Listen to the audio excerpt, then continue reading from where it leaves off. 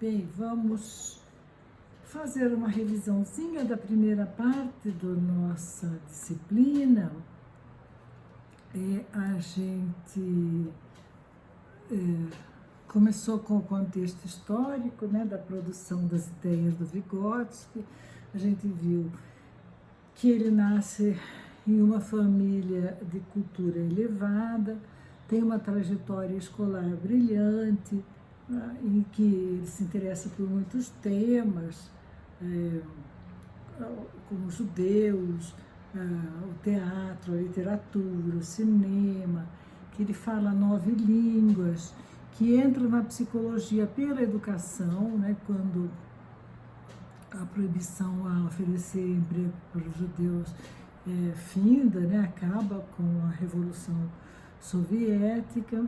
Então, ele entra na psicologia pela educação, buscando respostas na psicologia, mas ele não encontra, pelo contrário, ele encontra uma psicologia dividida em suas vertentes, né, em seus objetos.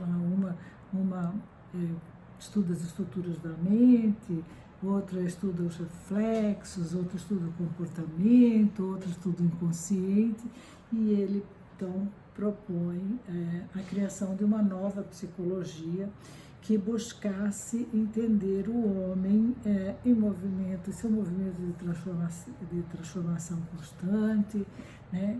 Isso por causa do materialismo histórico e dialético, né? Então, o homem inserido em seu contexto social, histórico, cultural, o homem integral, né? Formado do biológico, do racional, do emocional, né? Se compreendessem as emoções, a importância das emoções. É claro que ele tinha muita leitura em filosofia, tinha lido Spinoza e se atentava para todas essas questões. Então, ele morreria muito cedo, mas os seus companheiros, Luria e Leontiev, continuariam os estudos iniciados com ele na proposta de criar uma nova psicologia. Eu pedi que vocês vissem o documentário As Borboletas de Zagorski e o texto que destaca os princípios educacionais presentes nesse documentário. Eu pedi que vocês vissem isso no começo da disciplina para ter uma noção da grandiosidade desse teórico, desse pensador, né, que foi considerado pelos seus pares um gênio, porque a gente concebe um gênio as pessoas que trazem algo novo para o seu tempo, contribuem com o seu tempo. Né? O Vygotsky traz uma contribuição para o seu tempo, para a psicologia, que até hoje continua atual. Então, eu pedi que vocês vissem o documentário e o texto que destaca os princípios educacionais para que ficasse evidente para vocês esses princípios naquele documentário. Então, aquele que a aprendizagem promove o desenvolvimento, né? E os conhecimentos são construídos em um ambiente que é histórico, essencialmente social, que no documentário se evidencia a necessidade de focar nas possibilidades, jamais na deficiência, né? Que linguagem é poder, que por meio dela o aluno organiza o seu pensamento, se insere no mundo dos conhecimentos científicos, né? A provocação aos professores assumirem a responsabilidade em promover a socialização dos alunos, de desenvolverem a comunicação dos alunos, para que eles possam, né, ela fala no texto, né, como as lagartas sair do casulo, transformar-se em borboletas e com sua beleza atingir o imenso espaço da vida. Sobre avaliação, né, que o processo de avaliação na instituição é realizada por uma equipe multiprofissional que não possui o objetivo apenas de identificar e medir a deficiência, mas em descobrir formas de superá-la, né, de superar as deficiências, que no decorrer das avaliações, o processo de ensino não para enquanto testam. Os orientadores vão mediando a aprendizagem do aluno, corrigindo os erros, oferecendo dicas, mediando e informando como o aluno poderia resolver o problema, isso sem dar uma resposta pronta, né? O Instituto também enfatiza a zona de desenvolvimento proximal, né? Segue em Vygotsky a entender que as crianças com deficiência devem ter todos os sentidos remanescentes, permanentemente estimulados, de modo a compreender o mundo, porque a zona de desenvolvimento, o que o Vygotsky pretendia, né, com essa concepção de zona de desenvolvimento proximal, é provocar a escola para sempre oferecer um ensino que puxasse pelo desenvolvimento, né? O outro princípio, que comunicação é poder, né? Por isso aquela linguagem que é desenvolvida ali, aquela linguagem manual. Graças à linguagem, o sujeito pode penetrar na profundidade das coisas, sair dos limites da impressão imediata, organizar seu comportamento dirigido a uma finalidade, descobrir os enlaces e as relações complexas que são inatingíveis para a percepção imediata, transmitir a informação, né, e o que constitui um poderoso estímulo para o desenvolvimento mental. Pela transmissão cultural acumulada ao longo de muitas gerações, o Luria diz que uma criança com surdez que faz uso da linguagem acompanhada de gestos indicadores reorganiza a atenção e separa um objeto desejado dos outros objetos, em consequência desenvolve a atenção que deixa de se subordinar aos modelos apresentados pelo adulto e começa a organizar seu pensamento sobre uma base social. Luria considera a linguagem e sua função reguladora como a capacidade de influenciar e modificar o comportamento dos homens. O documentário também destaca a fala da Natasha, né, que a interação cria novas funções mentais, né, que os pontos importantes na fala de Natasha, a liberdade e a comunicação para se expressar, né, a descoberta da comunicação, a mudança que é na vida dela quando ela descobre a comunicação, ela pode se comunicar, ela pode interagir, né? E aí, quando ela se comunica, a possibilidade de ser compreendida, poder expressar seus sentimentos aos outros, saindo do isolamento e reestruturando-se psicologicamente ao descobrir a liberdade de poder participar, né? O exemplo da Natasha é absolutamente fantástico, né? Ela, de uma criança com deficiência, ela se transforma naquela cientista maravilhosa, né? Mãe, está ali ensinando, continua trabalhando, produzindo, né? Então, a aquisição da linguagem pela criança modifica suas funções superiores, dá a ela forma definitiva de pensamento, possibilita o aparecimento da imaginação, o uso da memória e o planejamento da ação. A linguagem adquire função central no desenvolvimento cognitivo e reorganiza os processos mentais. O homem, pelo ensino, né, o papel do ensino no desenvolvimento, o ensino tem esse papel no desenvolvimento, que é por meio dele que o homem constrói a sua individualidade, a partir da interação com o outro. E na escola, a escola é a instituição encarregada pelas nossas sociedades de transmitir o conhecimento acumulado, né, pela ciência, por todas as gerações anteriores, e na escola o professor tem a função de ensinar, né, ensinar os conteúdos voltados aos conceitos científicos. O trabalho educativo alcança sua finalidade quando cada indivíduo apropria-se da humanidade produzida histórica e socialmente, ou seja, quando ele, sujeito social, apropria-se dos elementos culturais necessários à sua formação como ser humano. Também ele traz a questão da zona de desenvolvimento proximal, já falei, né, que a educação deve ser prospectiva, né, que o ensino e a mediação só tem um caminho a seguir, né, ter finalidade de orientar o aluno a desenvolver-se cognitivamente por meio de pensar sobre como, por quê, para quê, para que eu devo aprender determinado conteúdo, né?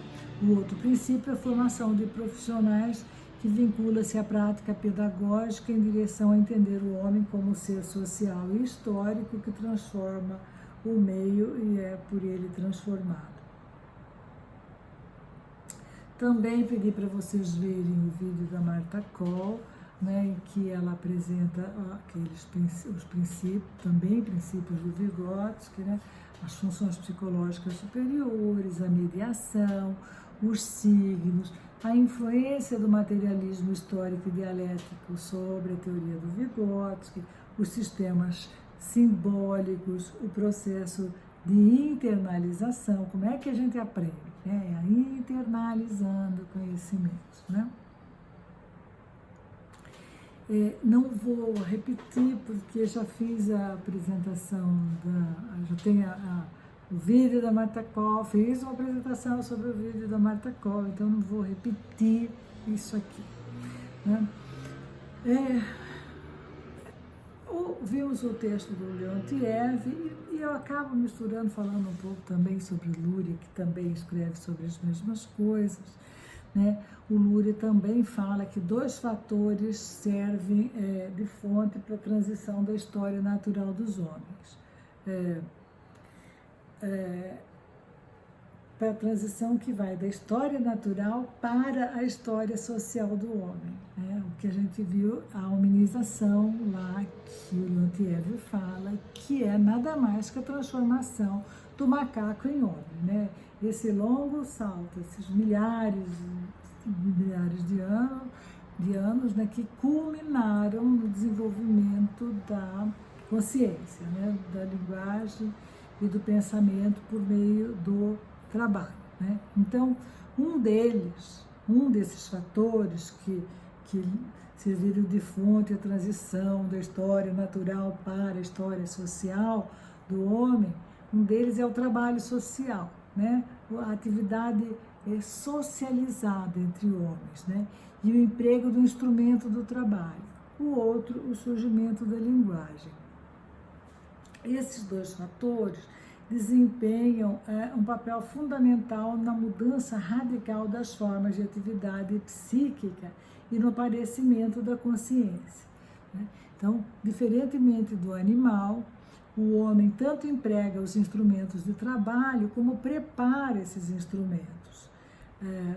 Os remanescentes desses instrumentos, que pertencem à época mais antiga da história da humanidade, mostram que as lascas de pedra toscas são os instrumentos de trabalho mais primitivos. Tá? Na etapa posterior já surgem os instrumentos, a lâmina, a flecha, né, preparados, a lâmina de pedra, né, mas uma lâmina, uma pedra afiada, né, até se transformar numa lâmina, preparados especialmente pelo homem. Então, nesses instrumentos, a gente pode distinguir tanto o gume quanto como a lombada, né, onde ele pegaria, né? Então, tanto o gume com o qual o homem primitivo podia esfolar o animal morto ou cortar pedaços de árvore, como a lombada, a parte arredondada que servia para manter-se de uma forma mais cômoda na mão. Então, uma arma dessa natureza exige preparo especial que poderia caber aos preferidos no grupo primitivo, ou aqueles que ficavam em casa enquanto os outros iam à caça. Então, essa preparação dos instrumentos que também subentende já uma divisão social do trabalho, por si só já mudava radicalmente a atividade do homem primitivo, distinguindo-a do comportamento animal. O trabalho desenvolvido na preparação dos instrumentos já não é uma simples atividade, né? Não é uma atividade natural, né? É uma atividade que tem uma intenção, né? Não é uma atividade determinada por motivo biológico, né? A necessidade de alimento, né? É uma atividade que tem intenção. O motivo biológico seria saltar em cima da caça, né? Fazer um instrumento para pegar a caça já tem uma intenção, né? Já não é aquela razão biológica de se alimentar ou de se hidratar, né? Então, por si só, a atividade de elaboração da pedra carece de sentido e não tem qualquer justificativa em termos biológicos, né? Porque ela tem uma intencionalidade. Ela adquire sentido apenas a partir do uso posterior do instrumento preparado na caça, ou seja, exige, junto com o conhecimento da operação a ser executada, o conhecimento do futuro emprego do instrumento. É esta condição fundamental que surge no processo de preparação do instrumento de trabalho e pode ser chamada de primeiro surgimento da consciência, ou, em outros termos, primeira forma de atividade consciente. Então, essa atividade de preparação dos instrumentos do trabalho leva a uma mudança radical de toda a estrutura do comportamento. Então, porque o comportamento do animal sempre se volta para a satisfação imediata de uma necessidade e, diferentemente disso, o homem preparava seus instrumentos do trabalho e o comportamento ia adquirindo o caráter de uma estrutura complexa, né? Isso é, a atividade voltada para a satisfação de uma necessidade, separa-se uma ação especial que adquire seu sentido posteriormente, quando o produto desta ação, né, preparação do instrumento, será usado para matar o animal e satisfazer a necessidade do alimento. A mudança mais importante na estrutura geral do comportamento, surgida no processo de transição da história natural do animal à história social do homem, isso é, da história natural do animal à história social do homem, né, essa passagem, né, a hominização, essa passagem do macaco ao homem, dá-se quando essa atividade geral, quando dessa atividade geral uma ação se separa, uma ação que não é dirigida, então, por um motivo biológico, né?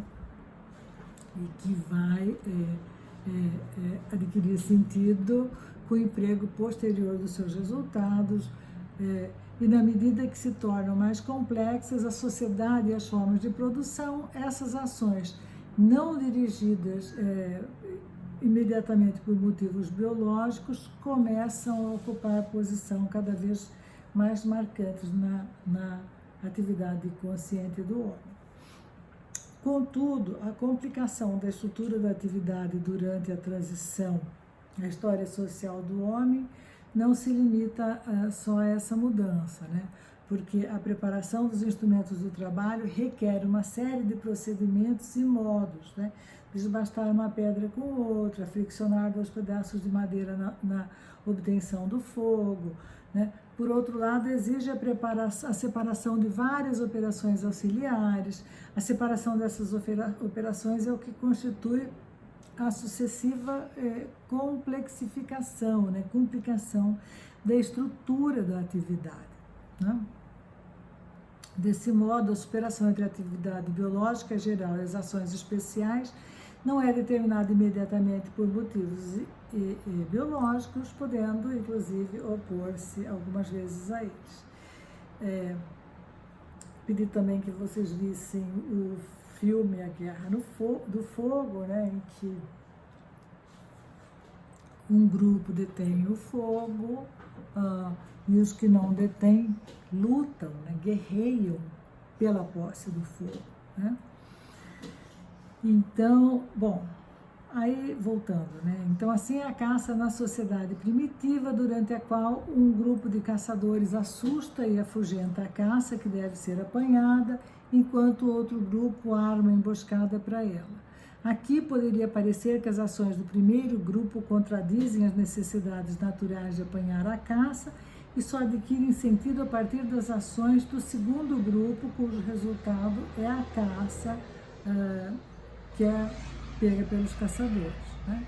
Então, torna-se claro que a atividade consciente do homem não é produto natural de propriedades inerentes no organismo do homem, jacentes no organismo, mas resultado de novas formas histórico-sociais de atividade e trabalho.